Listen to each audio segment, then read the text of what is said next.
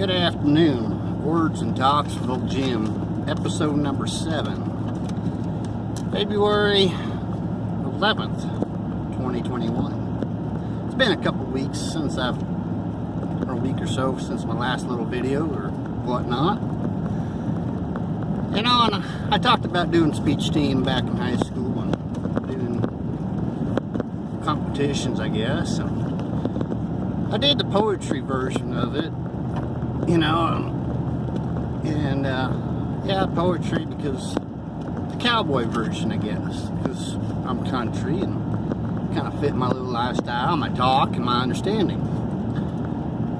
And sometimes there's a fine line because looking or talking can sound like a little bit of costuming.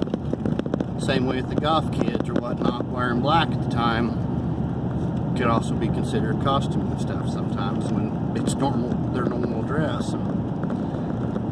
And I was fumbling through some drawers last night at the house, and I came across this one poem that I used to recite, and a little story on how we got a hold of it, I guess. Now, back in high school, in my little small town out here in Colorado, we haven't yet gotten to the point where we were an FFA school, but we had an ag class in metal shop, and it was put on by our biology teacher that was a rancher, a saddle collector. He's got 2 or 3 museums, I guess, of saddles. One near the local town at the railroad depot, and one at his house just up the road about 20 miles or so. And I guess he'll get an honorable mention because his name is, Mr. Bailey. He done me. I probably should owe him an apology for a time or two that I did him wrong, but that I shouldn't have, because, and he treated me pretty good. He helped me along, and some might consider it babying, but I hope it wasn't babying, but at least put a lot of times passed me on some efforts in class, and which is a big thing, and he was a subscriber to a magazine called The Western Horseman at one time, and so one time he brought in that month there was a poem in there, poem by Mike Loving, and a little note by the author. The author lives near Carlsbad, Texas, which is near San Angelo. He's done mule driving and dune wrangling, and still does some day work for friends. He notes I'm a short and well fed, and neither of us is flexible at agile as I used to be, agile as I used to be. Now the poem is called Ode to a Short Cowboy. And this is published, like I said, Western Horseman. February 1998, on page 137. I thought it was, like I said, it's a little ironic since today is also February. But anyways, it goes off like this. I thought it all around. I thought it all over and looked it all around. I studied it closely, and here's what I found. A tall cowboy stirrups are closer to the ground. It just isn't fair, but it's a matter of the curse that a short cowboy stirrups are way up on the horse. It's hard to mount graceful and gallant and bold. Of course, it was somewhat easier before I got older.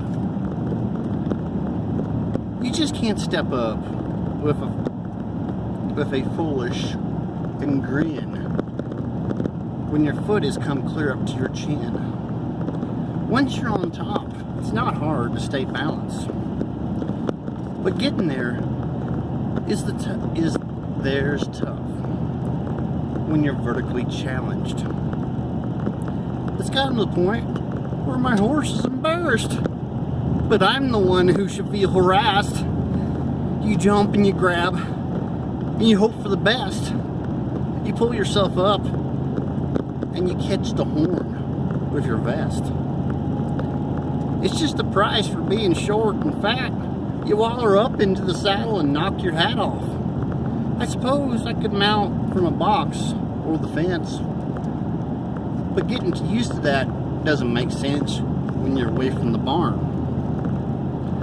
There's never one handy, I have found.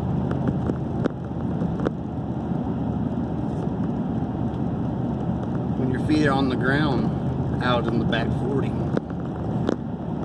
But I finished my study, and my research's conclusion that you're solving my problem and ending my confusion. The answer's real simple. I'll lose no more sleep. I think in the future I'll just ride sheep. Bah. You know, and yeah, I thank Mr. Mike Lovin on that poem for writing most of those words. I might have paraphrased a line or two in there, but I'm thankful to Mr. Bailey for Don Bailey, I guess was his first name, but for times like that and introducing me to that poem years ago. Sitting in that little closet in the middle of in the back of the metal shop with a bunch of us misfits in that afternoon, last period of the day. Now, I did that 3 years in high school.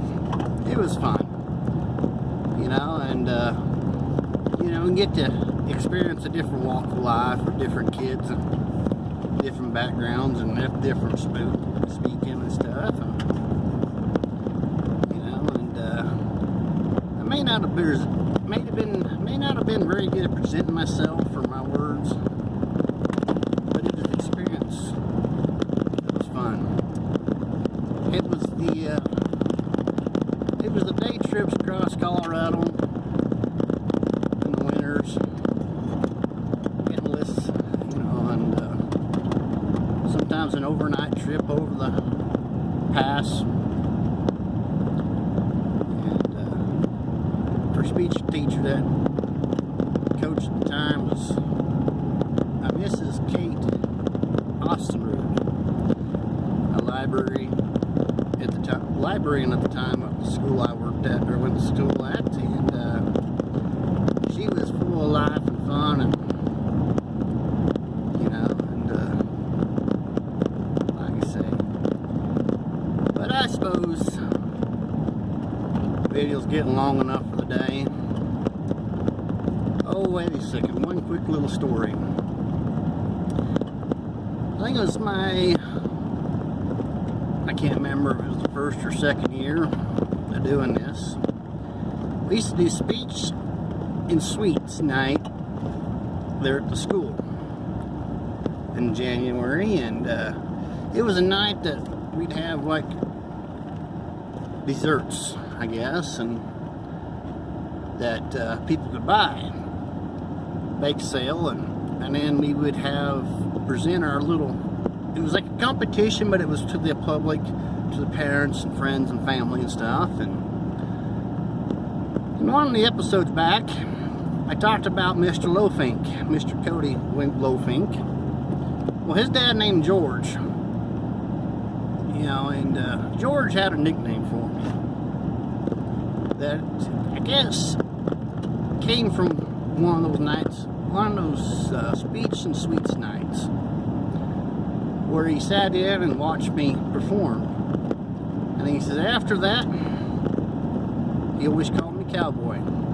He told me that story years later on why he called me Cowboy. That, you know, I guess he was, well, George was kind of, I think he said he was kind of, what what is the word? I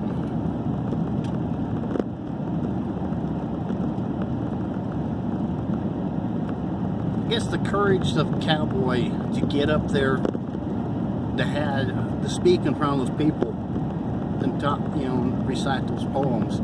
I think that's where it was the courage, I guess, and he was kind of surprised I had it, like a lot of people would say with these videos, and so every time he'd see me, he was like, well, how you doing, Cowboy? How you doing, Cowboy? So there's a few of them people that it was okay for some of those nicknames, but not okay for other people. So, well, I guess we'll conclude there for the day. As I need to continue to as we're continuing down this journey, comment, rate, subscribe, thumbs up if you like this. Until next time.